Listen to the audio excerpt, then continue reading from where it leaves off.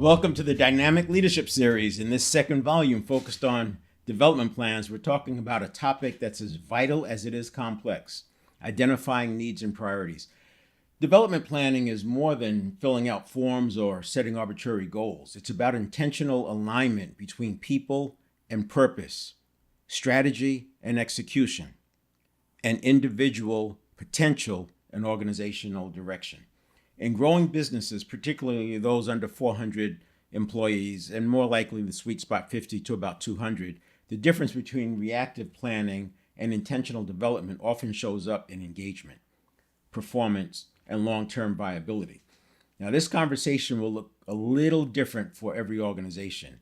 Needs and priorities vary. What we'll explore today are universal principles and practical tools that you can use to shape growth at both the leadership level and the front lines.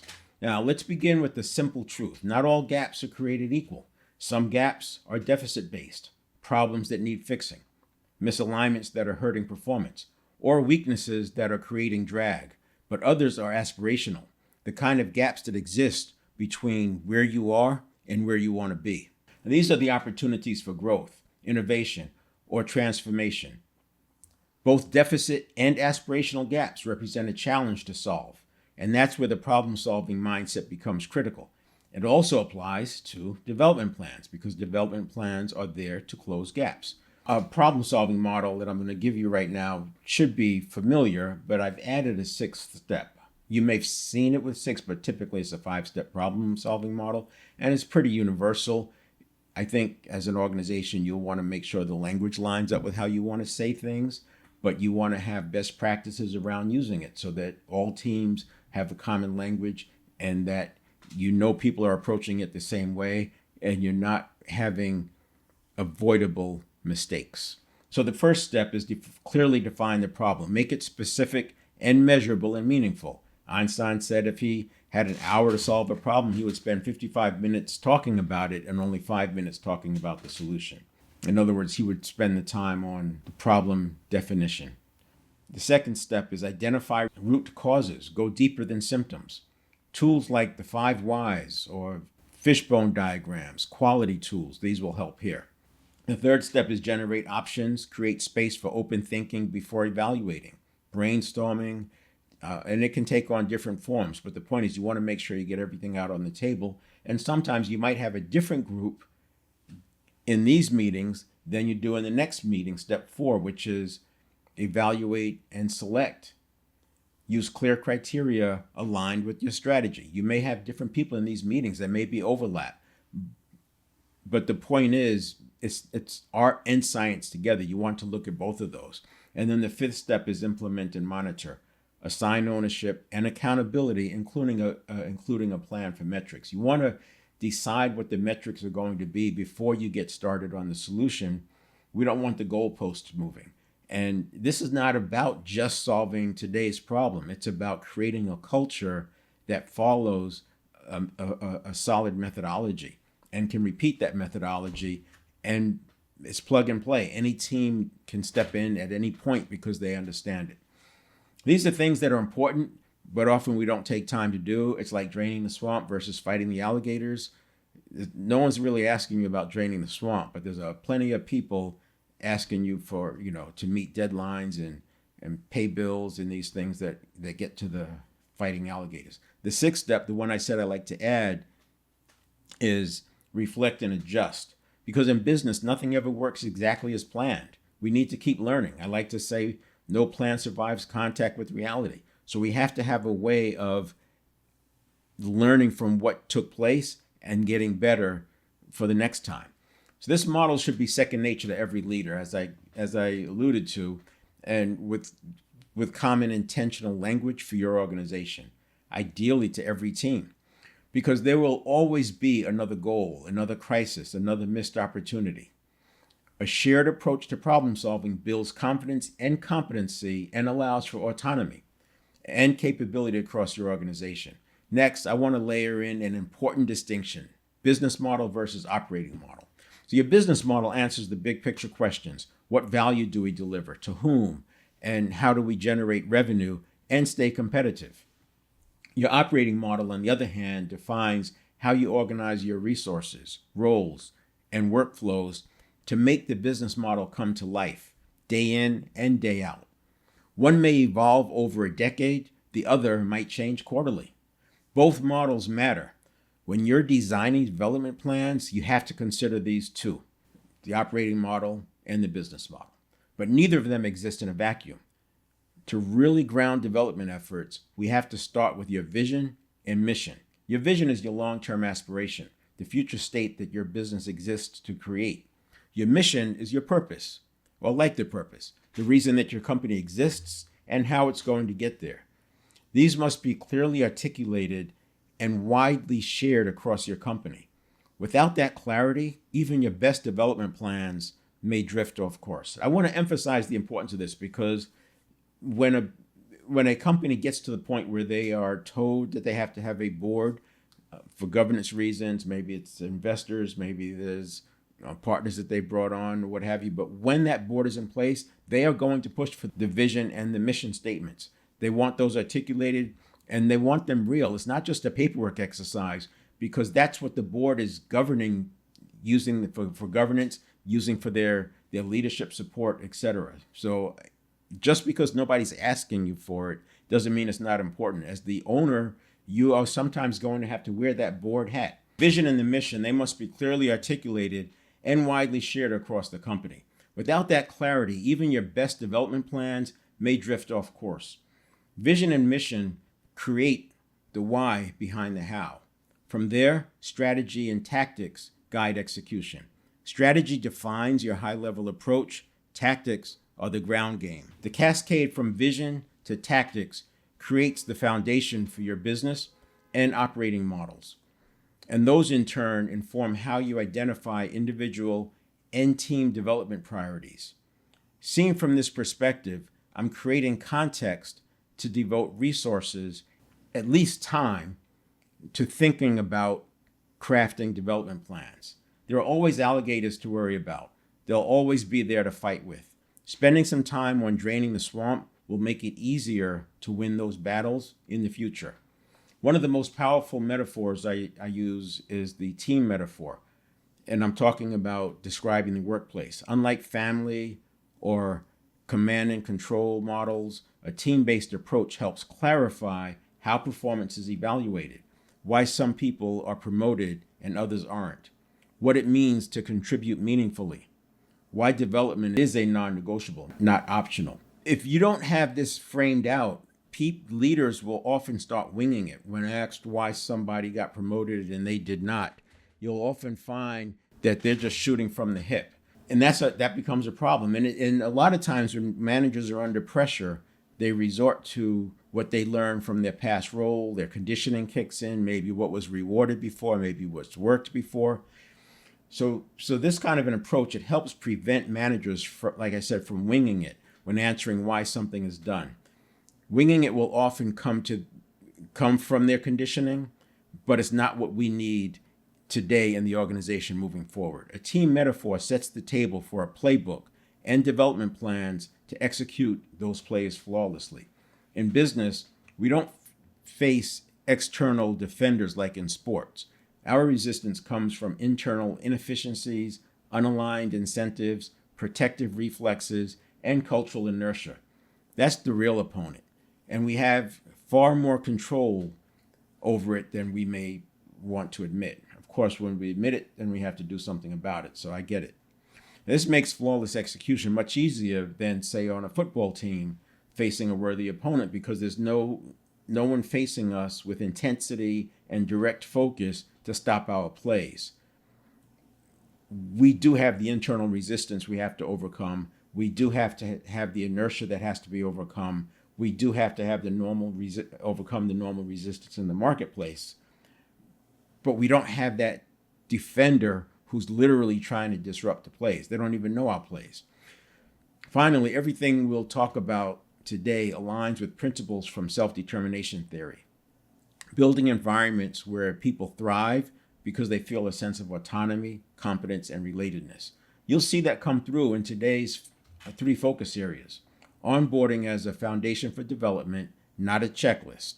when we think about onboarding, oftentimes people think about two themes. One that is required either because your legal department is telling you to, or because there are regulations that require it.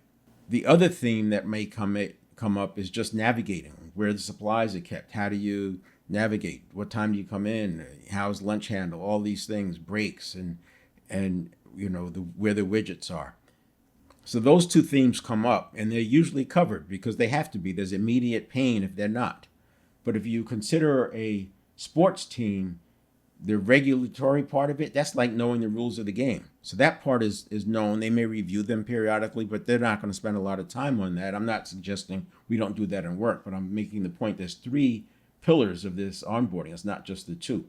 And then, of course, the other one is navigating and finding their way around where the facilities are, the training room, and those kinds of things.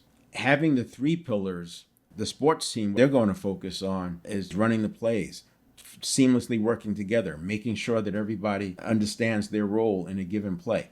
Drilling, because we want it at the nervous system memory level, like muscle memory, but I call it nervous system memory because that's really what it is. The muscle doesn't have the memory. It may have the strength, but the nervous system firing, through the use of myelin, getting more and more active.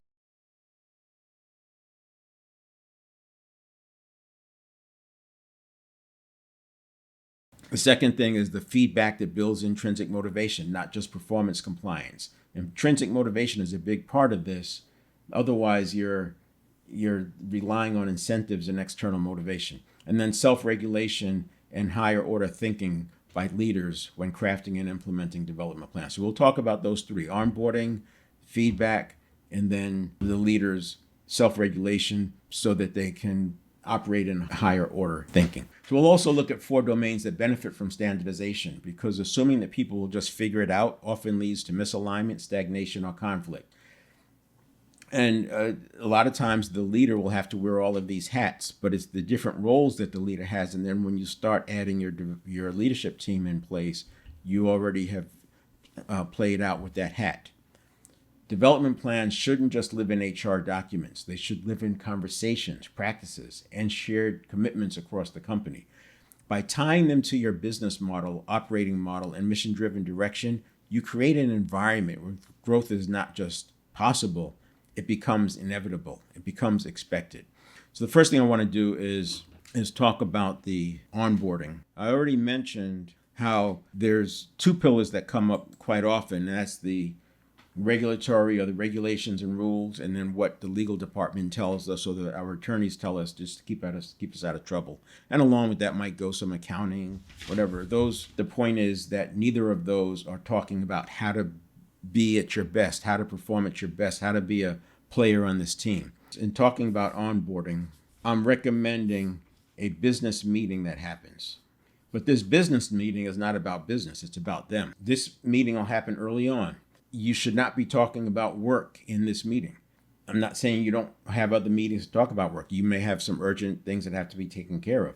But this meeting is about the employee, and you want to set it up that way, and you want to make sure that you're fully present. If you have to do the meeting early in the morning so that you're fully present and there's no distractions, whatever it takes, you do not want to introduce business into this meeting. And there's a very good reason why.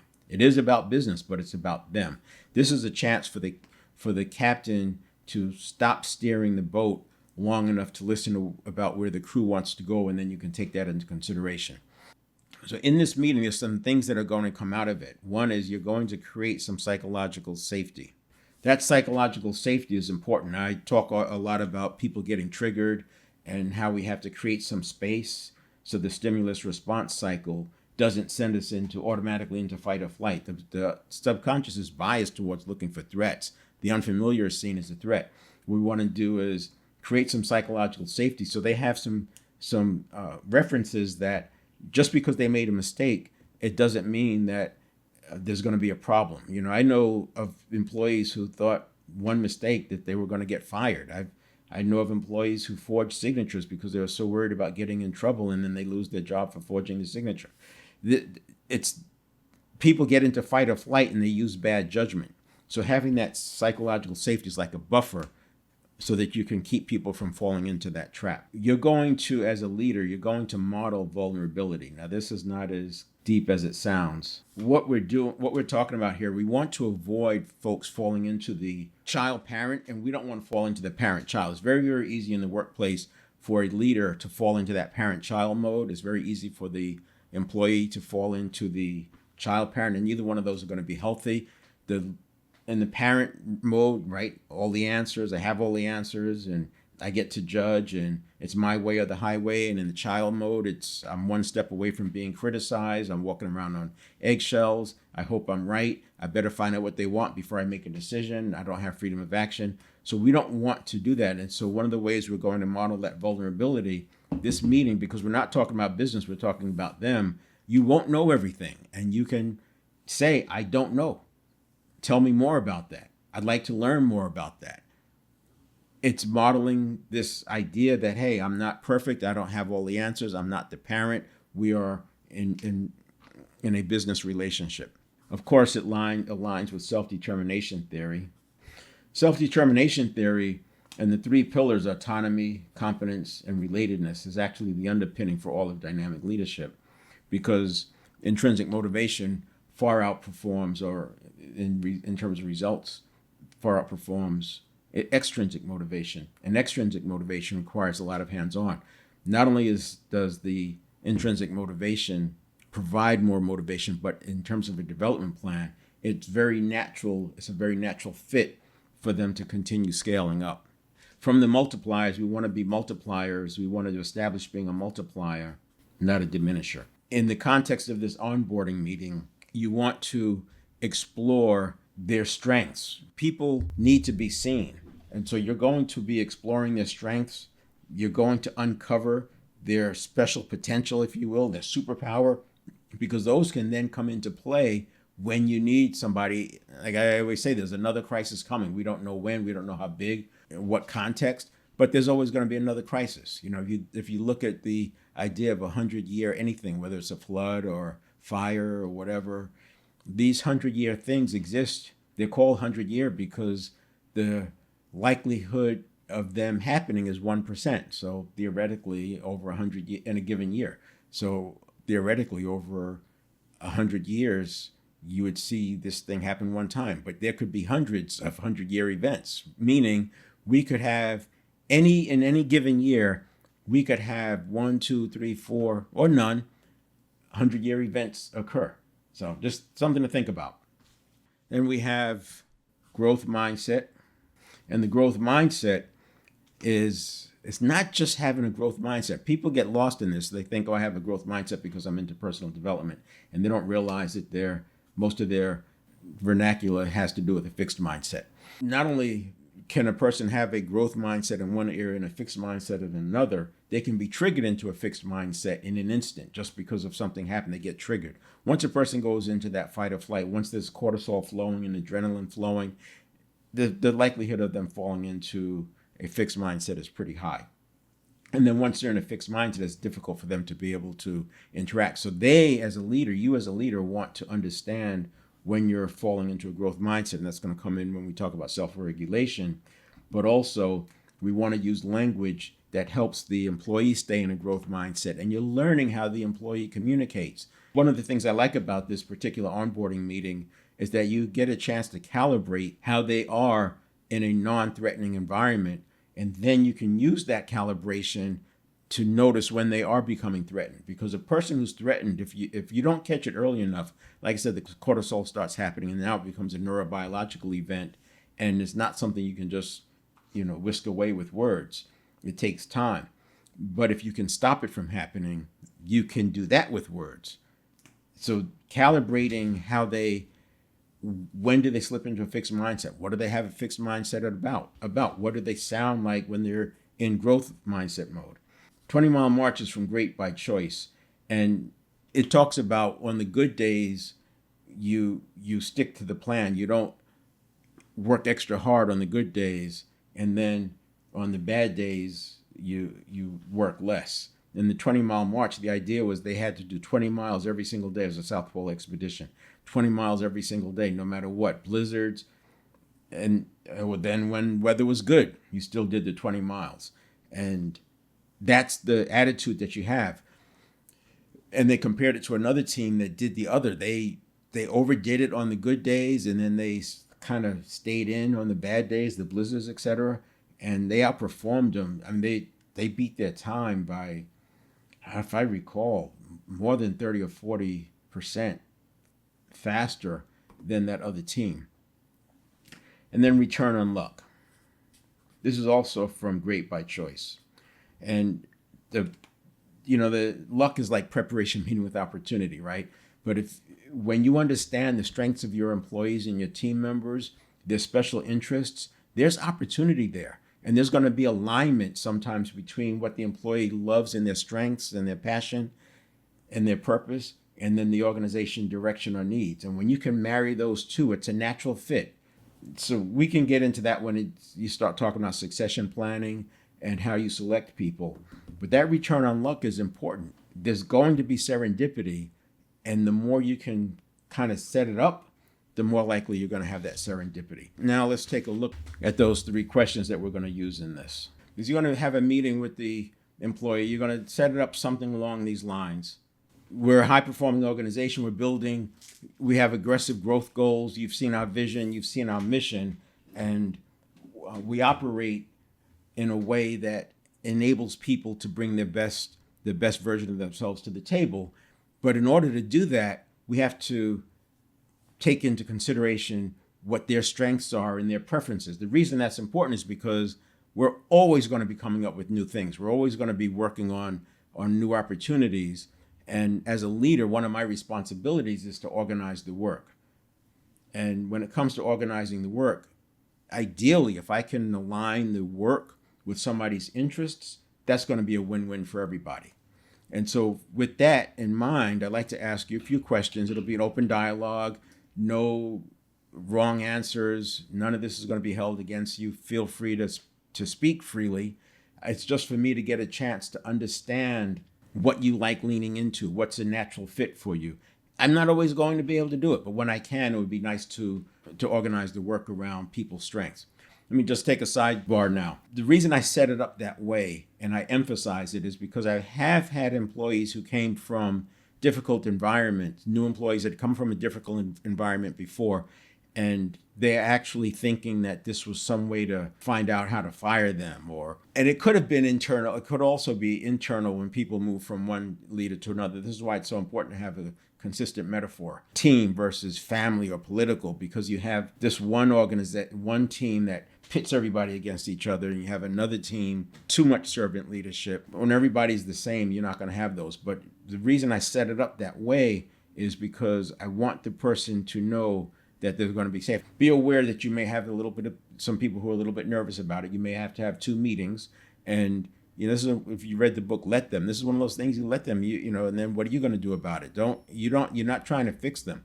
If it takes me 2 hours to do this, I'm doing it because it's so important. So that was the setup. Basically, it's we need a high-performing environment because it's very competitive, and you've seen our vision. We want to win, and winning means achieving the vision. It's not about hurting anybody. It's not about a zero-sum game. This is about doing what we came here to do, and we're going to enjoy the process. And then you ask their permission to ask them some questions. And again, there's no wrong answer. So one is, if you had a magic wand and couldn't fail, what would you do professionally? And what you're doing here, obviously, is you're exploring what they value, their creative desires, but you're getting an understanding of what they want to do.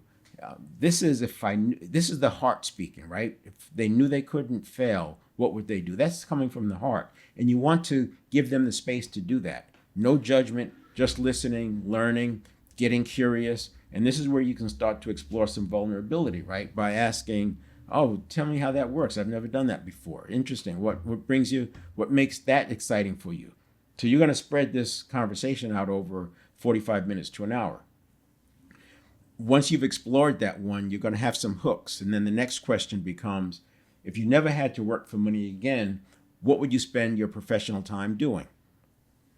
And this gets to the kind of work that they like. This is going to help you understand where the intrinsic motivation lies, right? Relatedness is seeing them. that their answer helps you see that, you know what, this is the kind of work that excites me, and the more I can be doing this. Now, what's cool about it is we don't need 100% alignment with the work and the task to have this kind of a result. We just need to have some overlap. 10% overlap could be enough. Feeling like they're at least moving forward in their own life, in terms of their own life priorities. But it is important and it gets to the relatedness piece because you see them, but it also gets to the confidence because you know that you can rely on them, and it's going to be easier for them to stay in a growth mindset when they're working on the things that they like. And none of this is manipulative. You are truly learning who they are so that in succession planning meetings, checkpoint meetings, performance review meetings, development plan, you have context for why they think the way they think. And rather than judging them, you'll be able to give them the space that they need to be themselves. And then the last question is, if you didn't have to work at all, how would you fuel your passion for life? Now, this is getting that blend of passion and purpose. You're getting both of these. If I can get a person working on things that they're passionate about and tie into their purpose, and by doing these two things, a little creativity, you can connect the dots. They took the job at your organization for a reason. There must be something in it that was intriguing for them, and what you're looking for, where I can find that overlap. The reason this is so powerful is because you are depositing into the emotional bank account. You're seeking first to understand before being understood. You're creating the psychological safety because you're letting them tell you things that they may have only told less than 10 people in their life. You're leaving the public persona and entering into the private persona. We're not going to get into the secret persona, and you have to be active about not letting them go there because you don't want to go there. You don't need to go into the secret persona. But you can think about asking the question why more than 2 or 3 times. You go, oh, why is that important to you? Oh, what made you come up with that idea? Oh, interesting. What made you choose that over this, right? You're asking variations of why multiple times to go a little bit deeper. But again, you don't need to go into the secret personas. The private one is where you want to get to. They're giving you the answers about their intrinsic motivation. When you do this well, you'll see them lighten up. They'll seem lighter, really getting excited about talking about what's really important to them. And the more you listen, and there's different models like OARS, there's open-ended questions, and then affirm them, and then reflect back to them what you've heard, right? And then kind of summarize. That's that OARS model, OARS. But the point is you're using these communication tools to enhance the conversation. It's not about manipulating. You're enhancing the conversation that you're having with this person. The other thing it does is it puts you in listening mode, and they will experience you listening to them maybe more than any other time in your working time together. So really lean into that and let them see that you do know how to listen. And what's interesting is they will learn this in that first week of working with you, preferably the first few days, and they will decide that you are a good listener. And what that's going to do is have them approach you with a more willing attitude, less likely to slip into fight or flight. And I would say start this right away. Even if you have been working with these people for years, just have a meeting and say, you know what, we haven't had a check-in conversation in a while, and I just want to get to know a little bit about you. I know some of the stuff that I've learned, but I'm not sure. And as we go into this next period, we're going to probably have to pivot more than we've expected or have done in the past. And these pivots create opportunities. They create opportunities for growth. They create opportunities to organize the work around what people like. And so I'm going to meet with all my direct reports just to have a similar conversation. And then you go back into it, and there's no right or wrong answer. And I would say have this conversation with all your direct reports at a minimum. After you've done it and you've experienced everybody, you can have a meeting and show this same slide and then have this same conversation and ask them to have it with their direct reports. It is a game changer. The 1 hour investment will pay dividends over and over and over. And then when you start talking about development plans, there's a natural connection, right, between their strengths and then the development plans. And there might be parts of development plans that one person has and another person doesn't. And it comes back to that first conversation. The next one we want to talk about is feedback. And on feedback, there's informal, there's formal, and there's urgent. We're going to use these regularly. It's important to make the distinction because informal feedback needs to be just that. It's informal, it's casual, it can go both ways. You can be asking them information about things, you can be getting feedback on something that you've done, you get feedback on whatever, right? And then formal, it's important to have these scheduled, so checkpoint meetings, performance reviews, succession planning meetings. I would not do these things haphazardly. One of the things I've observed is that leaders tend to be more formal with negative meetings and more informal with the positive meetings. So in other words, if they have an employee who's getting a good rating, they may not even schedule the performance review meeting. They'll just kind of tell the person in a passing conversation that they got a good rating or exceeds rating, and this is how much increase they're going to get, whatever it is. That is not the way to do that. These formal so again, checkpoints, performance reviews, succession planning, new assignments, all of these need a formal meeting because you're getting into something that's different. You're changing, and they have a role, and there's expectations. And this is why you have a development plan that spans over 2 years, because there should always be something to talk about. If you don't have anything to talk about, then you're not ready for the meeting. So go back to the drawing board and make sure that on your formal meeting, I don't care if the person is the star player, you still have a formal meeting with them because it gives you a chance to lean into the self-determination theory and talk about and foster autonomy, confidence, and relatedness. And then informal is, I would keep out some of the super gut-wrenching stuff. The informal is quick feedback, but it can be constructive feedback, and it can be positive. It could be either one, but just realize some feedback is better handled in a checkpoint meeting. And then the urgent is not one that I want to do very often. This is like, it has to happen. The timing is not right. The context is not right. But if we don't correct this now, we're going to have bigger problems. This could be somebody having a meeting with a group of new employees, an orientation meeting, and they say something wrong. You may have to do that urgent feedback on a break so they could correct it themselves, or depending on the setting, you may have to, with some elegance, intervene and correct what they're saying. So that urgent feedback takes some skill, but if you think about it from a development plan standpoint, I want all my leaders understanding how to do all three of these. I don't want them winging it. I don't want to find out after it's too late that they don't know how to do it. Now, with all of this feedback, we're leaning towards intrinsic motivation here. And when we're talking about intrinsic motivation, we now have we're tapping into the subconscious, their needs. We're tapping into the way habit formation happens. I'm hesitating to say dopamine and serotonin, but that's really what we're doing. If you look at it, dopamine makes us anticipate some positive thing that's coming. The serotonin goes up when we feel one up, when we're one up above, and it makes us feel the serotonin goes down when we've been one upped. So you want to create this environment where people are able to get the positive serotonin hits, and they're able to get the natural motivation that comes from dopamine. We're going to talk about red, blue, and white language. The objective here is that we talk about the observable behavior. We don't want to be talking about generalities here.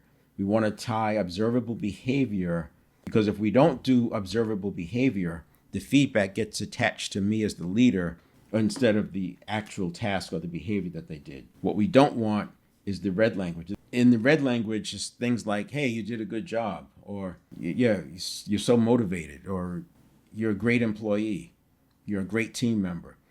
Those words, while it's positive motivation, it attached the good feelings to me as the leader. So when I'm gone, They're just doing whatever. When I show up, they start doing what they think is what caused me to say they're doing a good job, or they're a good employee, or a great job today. By giving observable behavior, you're describing what they did, and that actually gets into the habit formation. Remember, the subconscious is processing 11 million bits per second, and it's always trying to figure out what should I be doing, what's right, and it's looking for how they should behave. It's a tribal thing, right? They want to know what they should be doing. So if I don't give them that, they're going to make it up. And if they're making it up, they're going to be attaching it to me rather than the specific behavior. So that it goes more like, I like the way you handle that client today. You know, they were starting to get a little bit tense, and you decided that you should take a break. They brought in another team member to help diffuse the situation. Whatever it is, you describe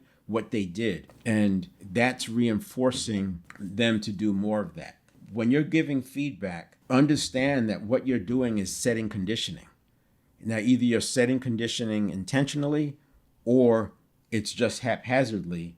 And if it's haphazardly, you're not moving the action towards your vision. So what you want to do is be focused on observable behavior. What did they actually do in the situation? It goes both ways. It goes in positive and it goes in negative, right? So I could describe that instead of saying they're a bad employee, you might say, 3 times this week we missed deadlines. Now here's what happened on this first deadline, and then you describe it. You're not saying they're a bad employee. You're saying we missed a deadline, and you're describing the impact of that deadline, etc. And then white language is what's not there. So you want to avoid language that gets into you don't do this, you never do that. That doesn't tell them how to improve. Common thinking or traditional thinking says that by the time people are using white language when they're describing what somebody's not doing, the relationship is broken down. And it makes sense because there's hundreds of things that a person is not doing in any given moment. And if we're only focused on what they're not doing, we're not focusing on what they are doing. So blue language not only focuses on what they're doing, it's putting it into words and describing it in such a way that it paints a word picture for them. And now the dopamine and serotonin goes to work at forming that habit because you've given them the positive feedback.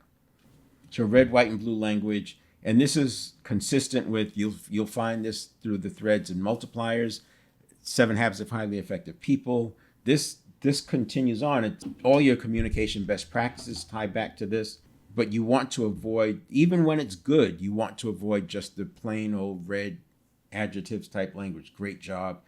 It doesn't mean you can't ever say good job, but I'm come up with the reason why you're saying good job. Don't just say good job. Man, you did a good job today. The reason I'm saying that, among several things, but one of them is that you did boom, boom, boom, boom. Whatever it is, paint your word picture, because that's how the subconscious is going to take it in. And then the subconscious starts to move synapse, neurotransmitter, towards doing that behavior again. Now, as the leader, when you're not there, they are already doing what they should be doing. They know they don't have to be told what to do, and they don't need your presence to be doing it. So that's the feedback, informal, formal, and urgent. And this is an example of a skill that leaders should have. I would want my leaders knowing the differences of formal, informal, and urgent feedback, and then observing them. It's not hard to observe them. You just set up a meeting where you're shadowing them or watching them give the feedback. And then you can model the red, white, and blue language, but also have a little workshop on it, or just catch them with using informal feedback. When they've given somebody some feedback, you can ask them, let's turn that into blue language. What would it be from a blue language standpoint? And then you yourself can model it. I would say don't underestimate the power of that, because it gets very much to the relatedness part of self-determination theory. That relatedness part means that you see them. You can't have blue language if you don't see them. And giving that red language, and certainly white language, can be done without seeing them. And this is, people walk around not feeling seen, and it's a big hit on the intrinsic motivation. So I talked about self-regulation, and as leaders, we have to know when we're being triggered. We have to know when we're starting to feel that charge, and we have to be able to self-regulate. Self-regulation is not about suppressing the emotion or the fight or flight. It's about managing one so that we prevent it from happening, And maybe we excuse ourselves from a particular situation before it manifests. The idea is having that self-awareness, because if you go into fight or flight mode and you're interacting with an employee, you run the risk of just creating more of that. They're gonna feel tense. They're gonna fall into fight or flight, and now you have two people on edge.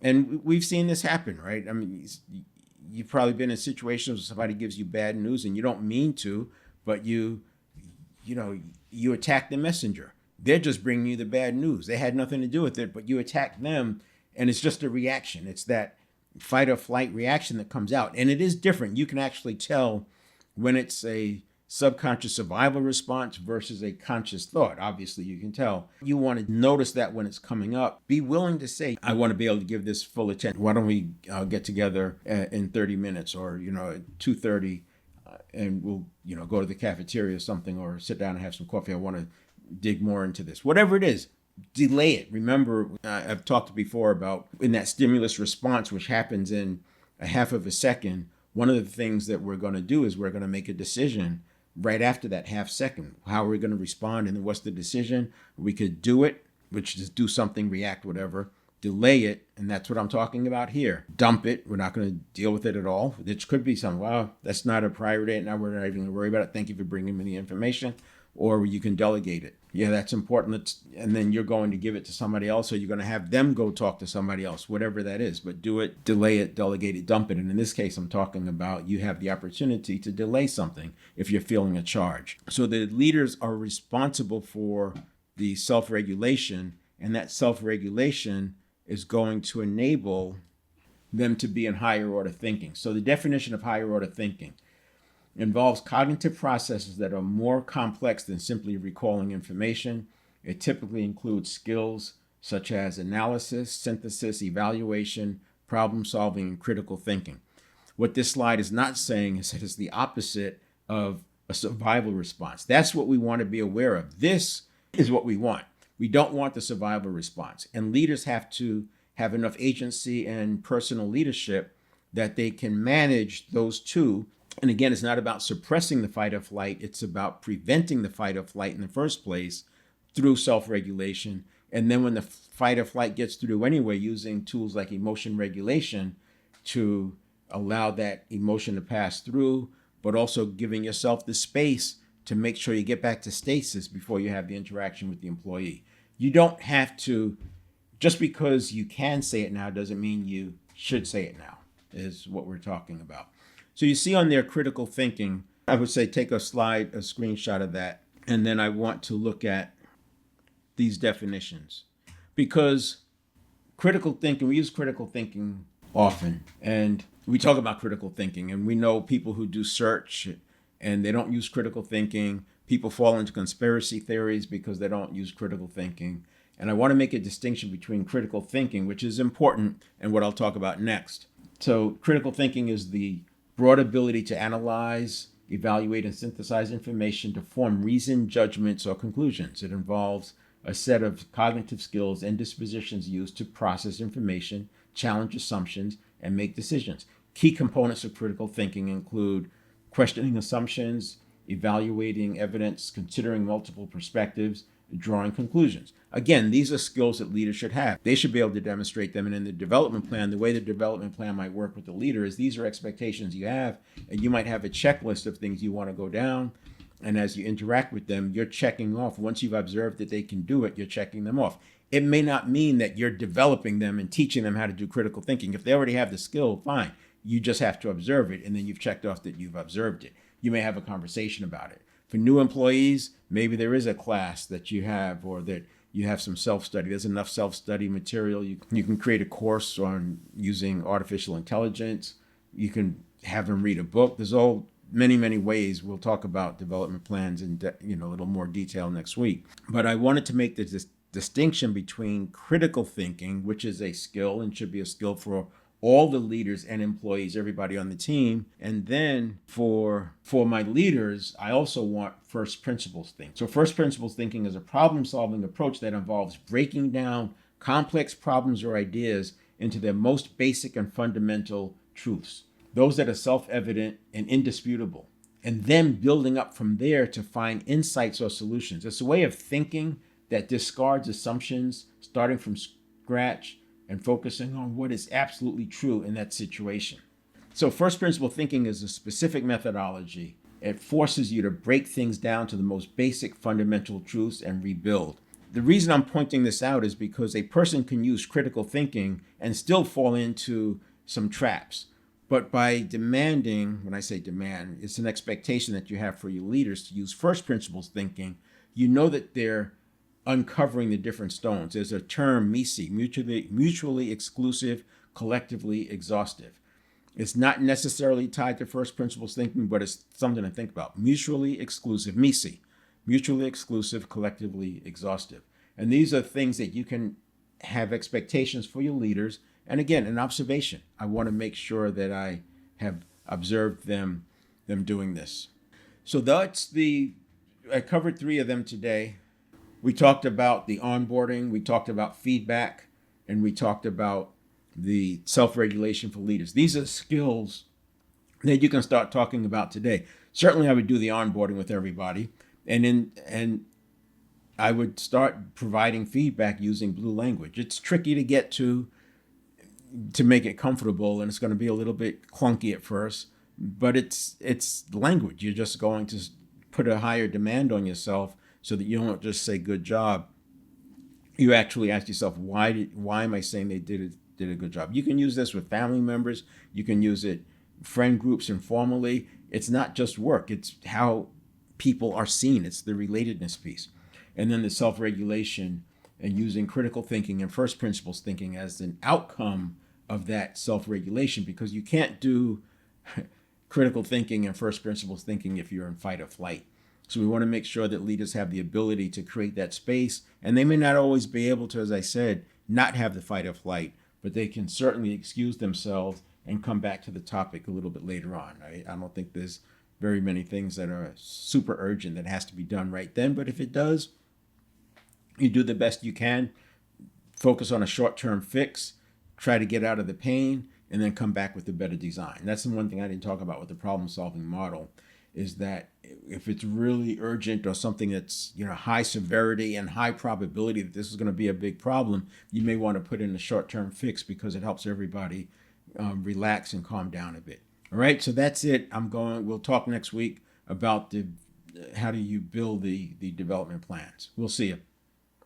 Remember, we're also doing the forums at 7:00 a.m. Pacific time on Monday. And we'll be talking about how to apply these different things I introduce into your organization. All right, we'll see you.